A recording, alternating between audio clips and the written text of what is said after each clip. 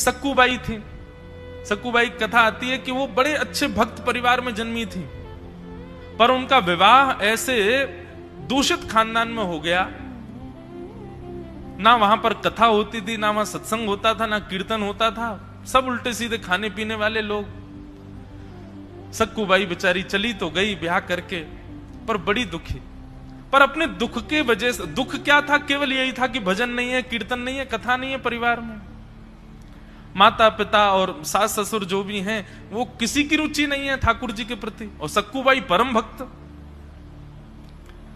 तो सक्कूबाई अपनी सेवा में लगी रहती, जो उसको काम थे, अपने पति का ध्यान रखना, पूरे परिवार को संभालना, सब करती थी। पर एकांत में बैठकर के ठाकुर जी से खूब रुदन करती थी, आपने ऐसा क्यों किया मेरे साथ? मुझे केवल आपकी कथा सत्संगी तो प्रिय है, और आपने उसी से वंचित कर दिया मुझे। सक्कूबाई को वर्षों तक कथा कीर्तन का लाभ नहीं मिला, लेकिन सक्कूबाई ने अपना धर्म नहीं छोड़ा, अपना सब निभाती थी। ठाकुर जी से रोज प्रार्थना करती, शिकायत करती, पता नहीं क्या करेंगे मेरे साथ, आपने क्यों मुझे कथा से वंचित किया। एक दिन उसी नगर में कोई भागवत जी की शोभा यात्रा जा रही थी, सक्कूबाई बर्तन मांज रही थी, और तभी ढोल नगाड़े और सुंदर कीर्तन की ध्वनि सुनाई दी। तो खिड़की से झांक करके देखा तो भागवत जी की शोभा यात्रा जा रही है।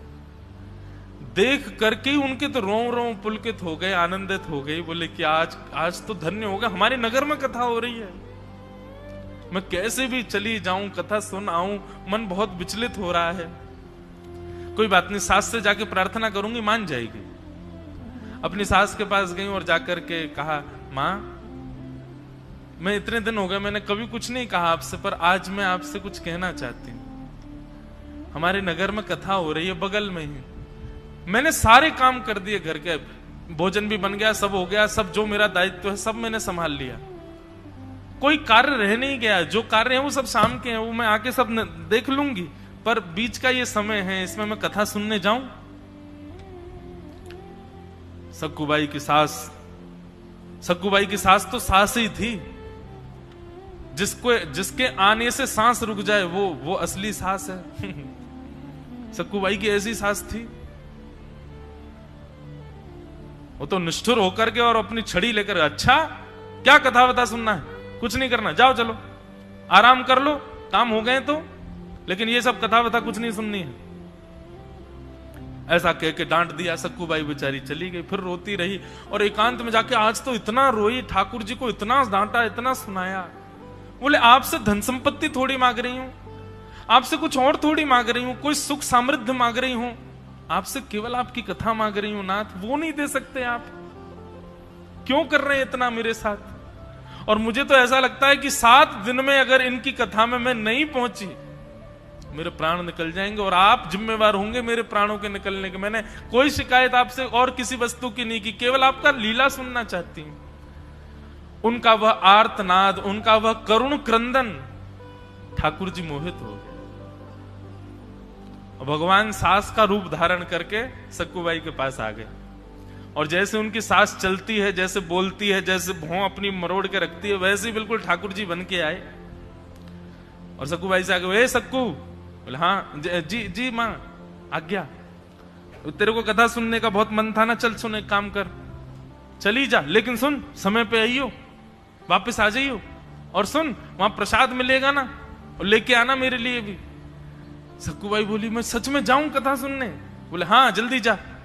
बोले आप आज्ञा दे रही हैं मुझे जाने की? बोले और नहीं तो मैं ही दे रही हूं, अब तू विलंब करेगी तो रोक दूंगी, जल्दी जा। सक्कूबाई तो तुरंत महाराज वहां से उठ करके भागी, सीधी कथा में खूब नाची, खूब कथा सुनी, खूब रोई, कथा में आनंदित हो गई। बोले ठाकुर जी, मेरी सास का स्वभाव मत बदलो, मेरे पति का व्यवहार मत बदलो, ऐसे ही रहने दो, बस इनको इतना कर दो कि मुझे आपके पास आने दिया करें। लौट करके सक्कूबाई जैसे ही घर गई तो ठाकुर जी तो अंतर ध्यान हो गए, असली सास बैठी थी। सक्कूबाई ने जाकर के प्रणाम किया, मां लो आपके लिए भी प्रसाद लाई हूं, बड़ी अच्छी कथा, व्यास जी ने ये सुनाया, ये सुनाया, ये सुनाया। सक्कूबाई की सास ने प्रसाद दूर फेंक दिया, किससे पूछ के गई थी तू?